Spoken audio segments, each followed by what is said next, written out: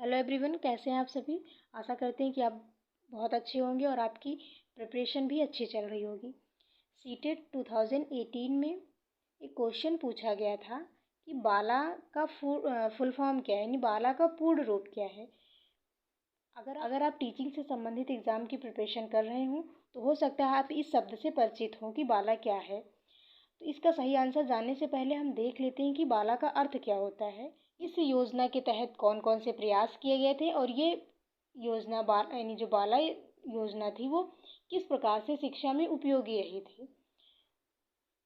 जब हम बाला की बात करते हैं तो बाला का अर्थ होता है बिल्डिंग एज लर्निंग एड, यानी बाला के तहत जो बिल्डिंग थी उसे as a learning aid use किया गया था, एक सहायक सामग्री के रूप में यूज़ किया गया था। बाला के तहत स्कूल की दीवारों पर शिक्षापरक पेंटिंग्स बनाकर बच्चों को उसी के ज़रिए पढ़ाया जाता है। यानी बाला जो योजना थी उसके तहत स्कूल की दीवारों का शिक्षा में एक सहायक सामग्री के रूप में प्रयोग किया गया था। यानी प्राथमिक और उच्च प्राथमिक स्तर के बच्चों को पढ़ाने के लिए इसे as a learning aid use किया गया था। जैसे हम विभिन्न प्रकार की स्टडी मटेरियल लाकर बच्चों को पढ़ाते हैं, उसी प्रकार स्कूल की दीवारों को as a study material use किया गया था।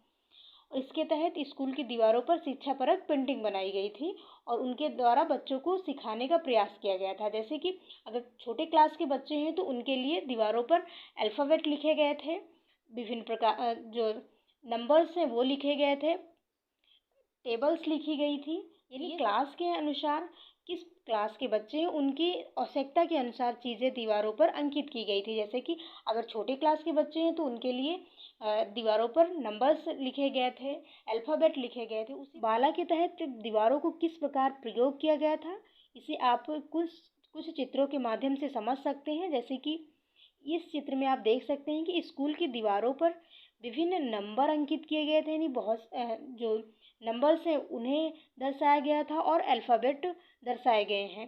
तो इसी प्रकार से स्कूल की दीवारों पर विभिन्न प्रकार की जो शिक्षापरक पेंटिंग्स थी वो बनाई गई थी। जैसे कि इसमें नंबर अंकित हैं और अल्फ़ाबेट भी हैं। और इस दीवार पर आप देख सकते हैं कि जैसे कुछ एनिमल्स के चित्र बने हुए हैं, कुछ जानवरों के चित्र बने हैं, कुछ पक्षियों के चित्र बने हैं, सूरज का चित्र बना है और कमल का चित्र भी बने, यानी फ्लावर्स भी बने और सन भी बना है। तो इनके माध्यम से बच्चों को समझाना आसान होता है। अगर बच्चों को समझाना है कि एलिफेंट कैसा होता है, यानी हाथी किस प्रकार दिखता है, तो उन्हें चित्र दिखाकर समझाना आसान है। और जब हम उनसे पूछेंगे कि एलिफेंट कैसा होता है तो वो इसी चित्र की ओर इंगित करेंगे कि हाँ एलिफेंट ऐसे होता है। तो इस प्रकार से जो बाला योजना थी वो बच्चों की एजुकेशन में काफ़ी हेल्पफुल हुई थी, क्योंकि अगर हम बच्चों को चित्र के माध्यम से समझाते हैं तो वो बहुत ईजिली समझते भी हैं और उसे लंबे समय तक याद भी रखते हैं।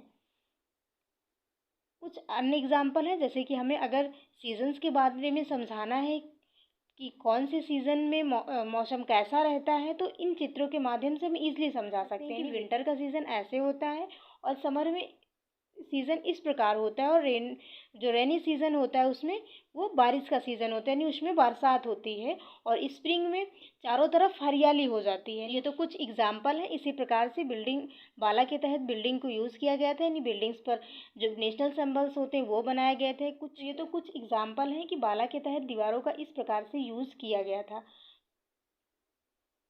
और ये प्रयोग काफ़ी सफल भी रहा है। आज भी स्कूलों में आप देखते होंगे कि ऐसे जो चित्र हैं वो बने हुए होते हैं, क्योंकि इनके माध्यम से बच्चों को सीखना आसान होता है। तो आशा करते हैं कि आपको समझ में आ गया होगा कि बाला क्या है और ये बच्चों की शिक्षा में किस प्रकार से उपयोगी रहा है। तो चलिए देख लेते हैं कि इसका सही आंसर क्या है। क्वेश्चन पूछा गया था आपसे, बाला का पूर्ण रूप क्या, यानी बाला का फुल फॉर्म क्या है। चार ऑप्शन दिए गए थे आपको। फर्स्ट था brain aided learning assignment, second है ब्रेल एज लर्निंग एड, और थर्ड था बिल्डिंग एज लर्निंग एड, और फोर्थ था ब्रेल एडेड लर्निंग असेसमेंट। इसका सही आंसर हो जाएगा option 3, building as learning aid, यानी बिल्डिंग को as a learning aid use करना, एक सहायक सामग्री के रूप में यूज़ किया जाना। आशा करते हैं कि आपको वीडियो पसंद आया होगा। अगर आपको वीडियो पसंद आया हो तो इसे लाइक करें और चैनल को सब्सक्राइब करें। Thank you.